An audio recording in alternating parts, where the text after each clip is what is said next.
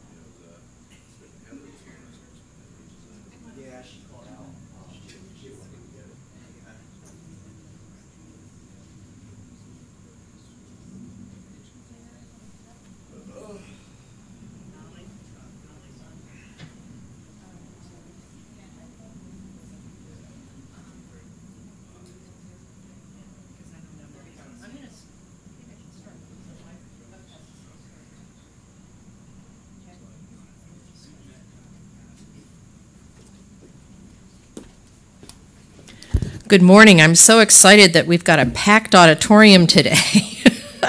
But I'm delighted to see everyone who's here. I'm Lori Beatty. I'm the director of the museum, and I'm also, I guess, the chief curator because we don't have a curator on staff. Before I start, please make sure your cell phones are on vibrate or silence because I tend to react when they ring. Many of you may not know this yet, but with the renovation of the headquarters buildings in the next several years comes an opportunity for the museum, which now has a 20-year-old exhibit. Starting sometime next summer, late in the summer or early next fall, we will be closing the museum for just under a year as the renovation of the museum takes place. Museum staff, with representatives from throughout DEA, are working on what we call an interpretive plan that impacts everything that we do at the museum: exhibits, programs, collections, research. And although you may not know this, although the shop isn't part of DEA, but the DEA Educational Foundation, we do work with the shop to ensure that appropriate products are available. One of the most, whoops, there we go. That's what it looks like now. One of the most important parts of the museum's work is understanding the power of objects in telling a story, as well documented in this New Yorker cartoon. We're using the renovation as an opportunity to revisit the collections to see if we have the objects that document DEA's work. We think we have somewhere in the range of 50,000 objects, photographs, and tapes. I want to take the next 30 minutes or so to talk a little bit about where we are headed and to take an in-depth look at some objects that should help us tell our story. I also want to show how these objects might open up other areas of interest beyond our story. In other words, what can we learn beyond our narrow focus? It's also important to understand that the museum is not only a museum, but a visitor center, different from Security's visitor center, which screens and badges non-DEA individuals visiting the building. So far, we've identified 3 areas that we want to talk about. So we have the DEA Museum and Visitor Center: who we are, what we do, how we do it, where we do it, and with whom do we do it. The second area that we've identified is it's important to remember that we're not just a museum, but a law enforcement museum. Therefore, we're a museum of drug law enforcement. We want to remind staff, our international visitors, and the public about public policy decisions that inform drug laws or actually result in drug laws, and that these drug laws inform our law enforcement. So the museum will look at the history of illegal and some legal drugs in America and the policy decisions and the resultant laws and the enforcement of those laws. Third, we want a component of the Revision Museum to be drug education. We want to talk a little bit about the science of drugs, what drugs do to your body, the consequences of drug use, and how marketing might influence drug use. To tell all these stories, we need objects. As I talk about some of the objects in the collection, I ask for those of you who are DEA employees to think about what kinds of objects, or actually even you guys from wherever you said you were. If you can think of things that relate to DEA, think about us. What kind of objects you might have squirreled away or work with that help tell our story, the history of drug policies in the United States, or drug education. So let's take an in-depth look at some items from the collections to see what we can learn about them and also what they represent, if you will. After I'm done talking, we'll raise the screen and you can actually come up on stage and see the material that I've been talking about up close and personal. But stay in your seats for right now. I really didn't know anything about the objects that I'm going to talk about today before we all on my staff decided that we needed to do a talk about where we were headed with the museum. So we actually could call the next 30 minutes a curator's meanderings while trying to learn about the collection. It's really been interesting to me where my research has taken me. In addition to showing how these objects relate to our work, I've really learned a lot beyond that. So, first up, Visitor Center. One of the things we do is work with other countries, so we wondered what might we have in the collection that would document those close working relationships. Let's look at the 1990s and the Colombian cartels, and specifically Pablo Escobar. Colombian National Police and the U.S. DEA special agents had been looking for Escobar for 16 months since his escape from La Catedral prison in July 1992. Following an intercepted phone call, forces closed in and Escobar was shot December 2, 1993, while fleeing with his bodyguard across the rooftops of a neighborhood in Medellin.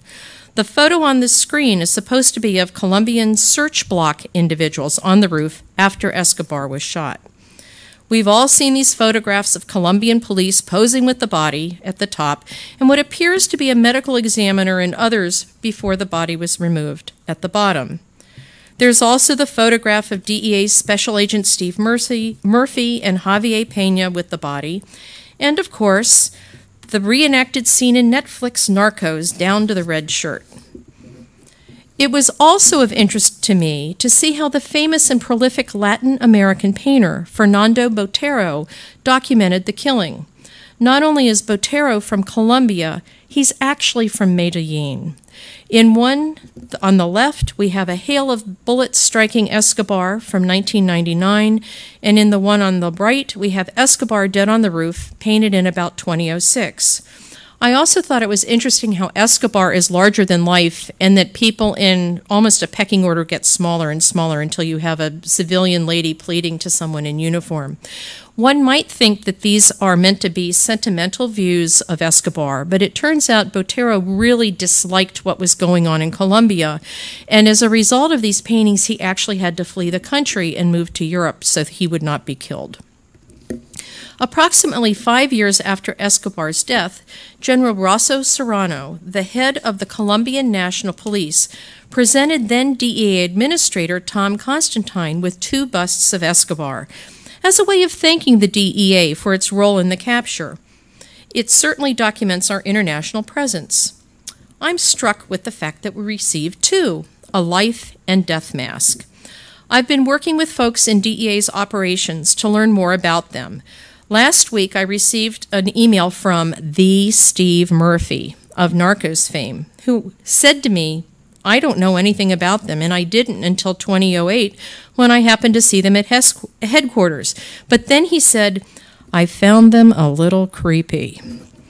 I think by 21st century standards, they are creepy, but life and death masks have been around for thousands of years, primarily as a way to capture someone's visage so that sculptors and painters could be accurate in their depictions of the person. Such models allow people to believe that, oh, did I show you? No, not yet, sorry. Some models allow people to believe they're seeing the real rather than the imagined individual. On the left, King Tut. On the right, Henry VII. From the left, Blaise Pascal, the French mathematician, Napoleon Bonaparte, and an unknown drowning victim in Paris. But we all know her as Rosessa Annie, the first CPR training mannequin. In case you're wondering how masks were made, here's an example showing how a living person was wrapped in plaster for a life mask mold. Sadly, I really don't know anything about our Escobar masks, which is why I'm working with operations. I do know that at least one other mask of Escobar exists in the National Police Museum in Bogota. He appears to be in a coffin case with a body, his fake body. Comparing the two, theirs and ours is on the left, the masks do appear to be created from the same mold. The questions we still have follow the who, what, when, where, why, how of research. So we're wondering how many sets were made, who made them, who has them, how were they made? For example, did they mold Escobar's face after his death or when he was in prison? Closer to home, we have another item that begins to tell the story of drug trafficking over the southwest border and our work closer to home. Jesus Malverde. I had seen statues of Malverde with seizure photographs. This is from DEA Los Angeles. It seems he's always there, and I didn't know much about him. It wasn't until Ron Riddle, the ASAC in Albuquerque, presented the museum with this statue that I realized I really needed to learn more about Malverde. The UPC code and Made in China suggested to me that there had to be a greater demand for Malverdes than just drug traffickers. So who was Jesus Malverde? There's lots of information on him, or who he is purported to be, including academic articles in religious journals. There's even a 21st century film based on a stage play.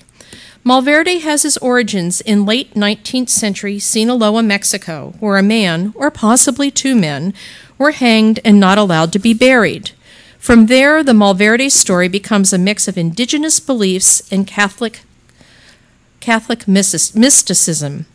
It's important to note that the Catholic Church does not support the worship of Malverde, even though there is a feast day, May 3rd, supposedly the day he was hanged in 1909 by the Mexican government and refused that proper burial. He has a chapel in Culiacan, Mexico. Based on my research, yes, he is a narco saint, but he's revered by more than drug traffickers. In fact, just because a family might have a Malverde statue in their home doesn't mean that they are in the drug business. That said, courts have recently begun to allow Malverde statues to be entered as evidence in drug cases. And there you can see the government exhibit tag on our Malverde. Malverde is relevant to us because of his being a narco saint and his relationship with the Sinaloa area of Mexico, and the fact that he is now popping up in the United States with a strong following in Los Angeles and Phoenix. And of course, you can buy just about anything, from a ball cap and aerosol spray to a coffee mug and or votive and offering candles. We don't really want this in our collection unless it was part of a case, but it does show how broadly he is looked at by people from Mexico. From who we are and what we do, I want to move on to the second area of the interpretation that we're working on, drug law enforcement history as a result of America's drug problems. Let's begin with patent medicines and what can be learned by them by looking at their advertisements. In the late 19th century, many businesses advertised their wares through beautiful chromolithographed trade cards. In the example shown here, any one card could be imprinted with any business's information, so one card could fit a variety of types of trade. There are, however, a number of businesses that had trade cards designed specifically for their product, and Dr. Isaac Thompson's celebrated eye water is one of them. In every instance seen here, someone is applying Thompson's celebrated eye water to another person, a pet. Let me see if I can. The pet, where's the pet? Dog, the pet. We have a not animate rocking horse receiving the eye water, parents helping children, grandparents helping children. We've got a girl in the top right giving it to her cat. The back of the card contains really interesting 19th century marketing information, and the same information appears on the back of just about every one of those cards that you just saw. The DEA Museum owns two such trade cards, which date from the last quarter of the 19th century, actually between 1875 and 1885 because of some other research that we've done. Starting with these trade cards, what can we learn about Dr. Thompson and his celebrated eye water? An excellent article by Andrew and Mercedes Perry, surprisingly enough called Dr. Thompson and His Celebrated Eye Water, tells the tale. Isaac Thompson, apparently with his own eye issues, is a New Englander, born in Stratford, Connecticut on August 24, 1775. By 1795, he is in business in New London, Connecticut, which is also the site of the first ophthalmic hospital in the United States. It appears he assigned himself doctor, as there is no record to be found that he attended any medical school. Through existing manuscript records, we know that by 1804, his product was being sold as far away as Pennsylvania. It also appears that his eye water, celebrated eye water, was first advertised in 1811, and truly, in that short 16-year period from its introduction, his eye water was called celebrated. I want to remind you that in the 19th century, the contents of these patent medicines, cures or remedies included, was unknown. In 1830, Isaac sold his business to his son-in-law, John L. Thompson, from upstate New York. This is the John Thompson of the trade cards. Isaac died in 1852 and is buried in Cedar Grove Cemetery in New London. And if anybody travels that way, I think we should all go pay a visit to Mr. Thompson. I now need to take you on a detour to the American Civil War. By 1862, the Union needed to raise money for its troops and to pay interest on the public debt. I don't think they paid it off because we're still paying it off. The government placed an excise tax on a number of items, for example, photographs on the left and bank checks on the right. It also taxed proprietary or patent medicines. The first such stamps had the likeness of George Washington, and they were available for use as early as 1862. The values are linked to the cost of the item being taxed. Some of the more ingenious patent medicine purveyors petitioned to have their own proprietary revenue stamp. John Thompson became the second firm to have its own special stamp, with the stamps first issued in 1863. These stamps were used until the early 1870s. We still see them today on alcohol and tobacco, and when I was younger, playing cards, which was until 1965. And I thought it was interesting, tobacco, alcohol, and playing cards are all considered a vice. And I'm not sure how patent medicine, photographs, and pianos and bank checks fit in there, but at least we know in the 19th century they were taxed. Based on records for these stamps, specifically the Thompson stamps, we know that the business was prosperous with approximately $36,000 a year in sales annually. And in the mid-19th century, that's really good. Even in the world of patent, also, as I have mentioned before, proprietary medicines, manufacturers were concerned with fakes, Thompson included. On his trade cards, he calls out the fake called Dr. Thompson's Eye Water, not celebrated, and mentions his proprietary stamp. As an early 1870s postcard calls further attention to his stamp with a reproduction of it, again saying, "Beware of counterfeits." Through other extant postcards, we also have a glimpse into what products Thompson had available, including lard oils, varnishes, and stove cement. By the late 19th century, the U.S. population had grown to the point that people began to question the purity of their food and medicines. So during this progressive era, the United States entered a time of regulation and reform.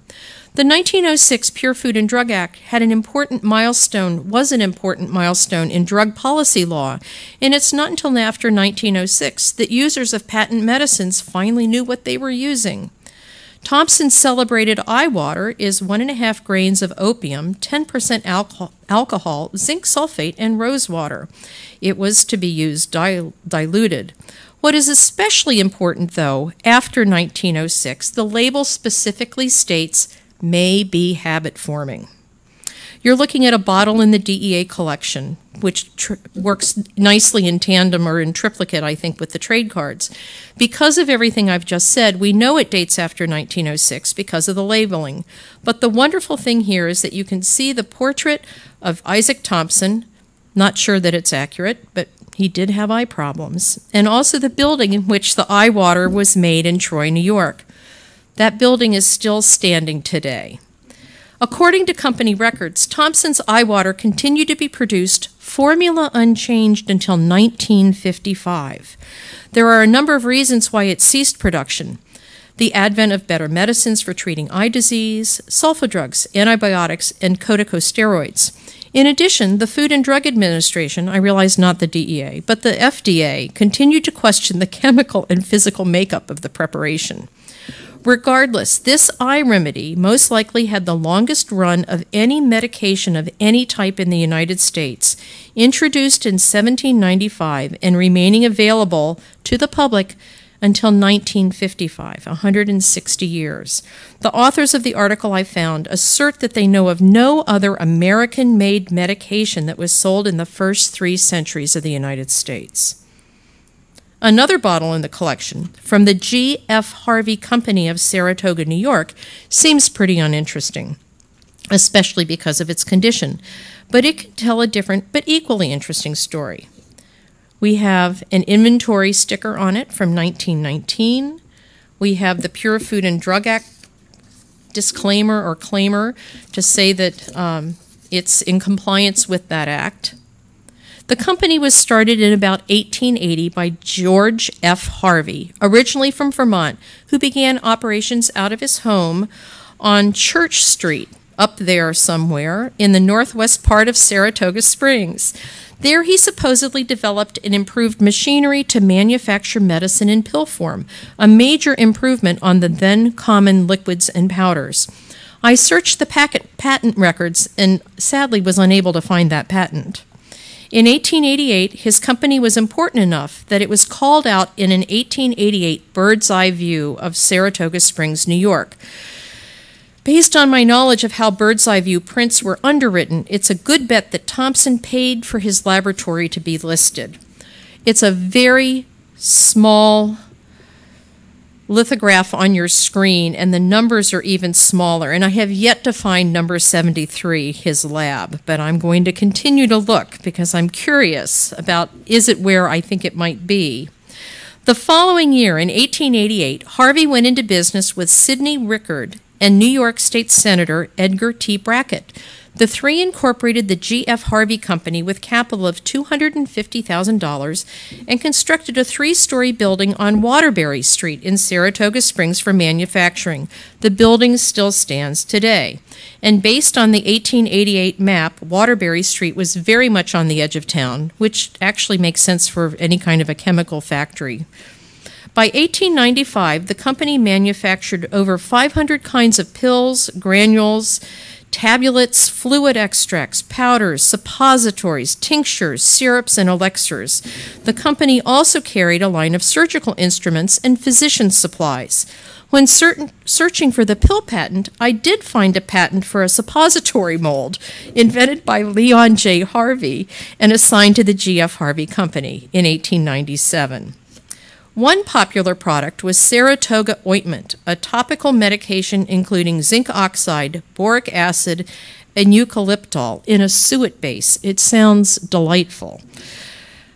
Oddly enough, it's still being made today by Numark Labs, and the ingredients have changed a little.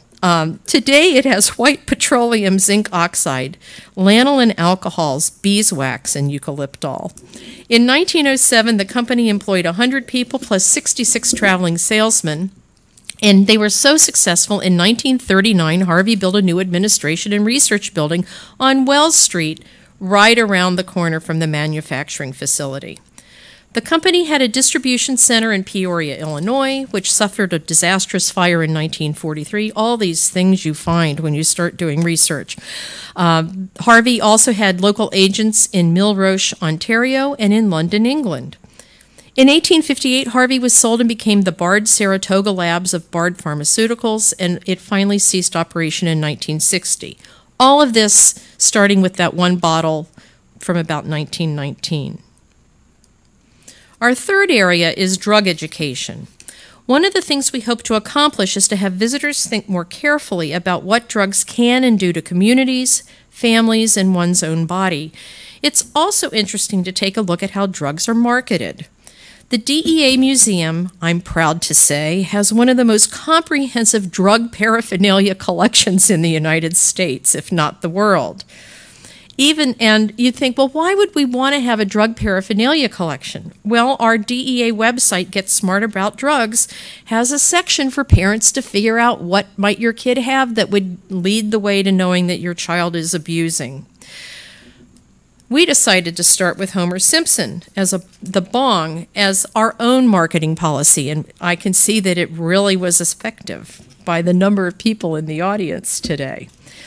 As with many items in the late 20th century, we know little about the manufacture of this water pipe, but it meets what I'm beginning to think is design criteria for drug paraphernalia: whimsical, funny, with an edge of the macabre. These designs make the objects appealing to a younger crowd because they are amusing, so might add to why someone might want to try a drug. We know that this particular water pipe or bong is from about 2003, as that's when the museum acquired it from a head shop in Baltimore. We also know it can't date before April 19th, 1987, because that's when the first Matt Groening-produced Simpson show appeared on the Tracy Ullman Show. The bong most likely dates after 1990, since the first Simpsons episode ran in December of 1989. The eyes literally pop out of his head.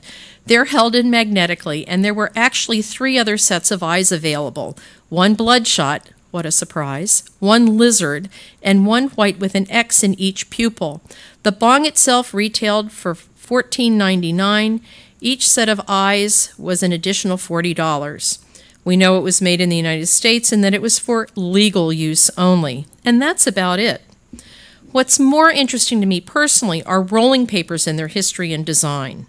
Legend has it that Spanish sailors with Columbus brought back the concept of smoking tobacco, which spread quickly throughout Europe. Spain had a robust paper-making industry at the time, and some of the oldest paper mills in Europe are in Spain. The earliest company producing rolling papers are Pei Pei, formed in Spain in 1703. They're still produced today, obviously not here, but this is part of the original building complex, but the company is still nearby. There are French paper mills and rolling papers as well, and one in particular, ZigZag, is what I want to talk about. I hope, at least the older of us in this room have heard about ZigZag, but the history of the company and their product is not the history of smoking marijuana. Let's take a look. The company was founded in 1855 by Maurice and Jacques Brownstein. Based in Paris, in 1882, the company built, and I can't even begin to say it, Proprietary de Gassicourt, simply a cigarette paper production plant near the town of Mont-la-Jolie, west of Paris.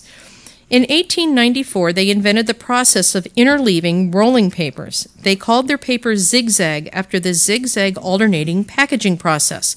This is a Brownstein-Frere U.S. patent from 1922 for interleaving papers. And it's like a box of Kleenex or paper towels where the paper, every time you take one, the next one pops up.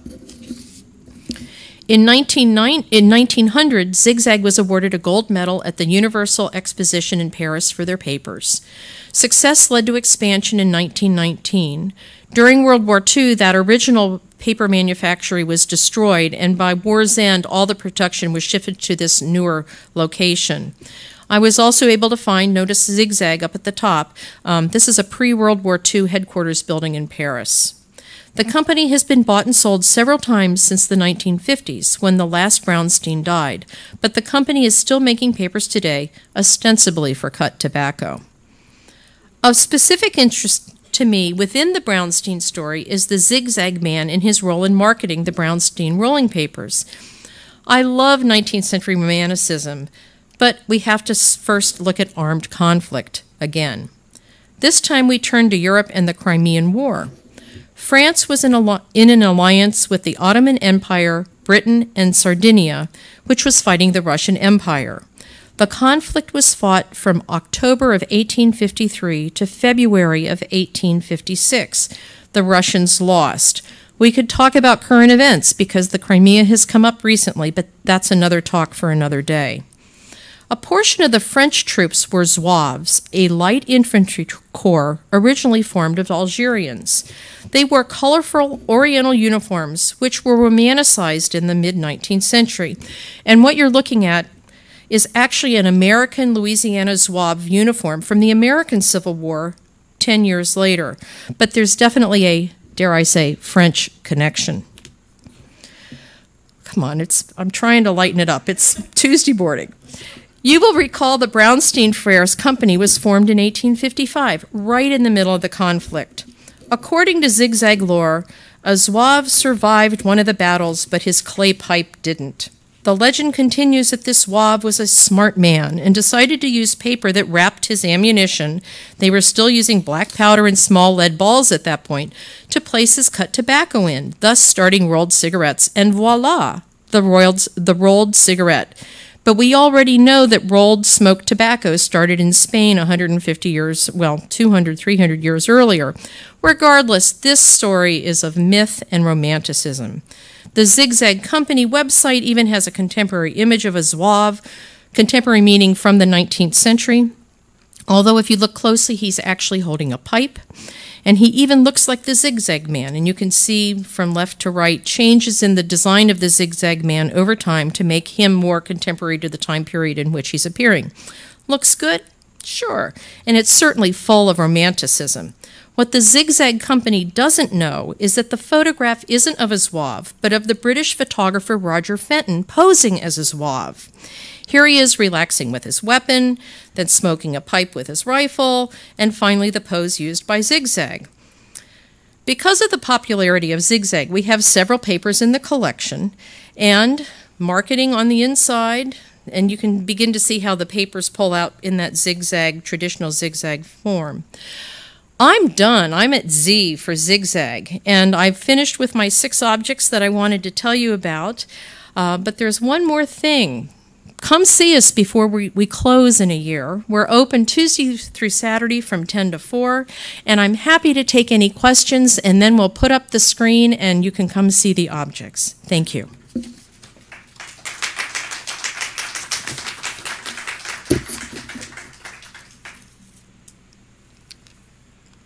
Put up the screen. Any questions?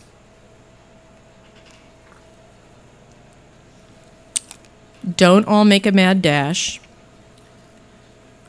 And we ask that, it's sort of like when you were a kid and your mom said put your hands behind your back when you were at the store. We'd ask that you not touch anything, but we can pick things up if you need to see something. No questions. Come on up.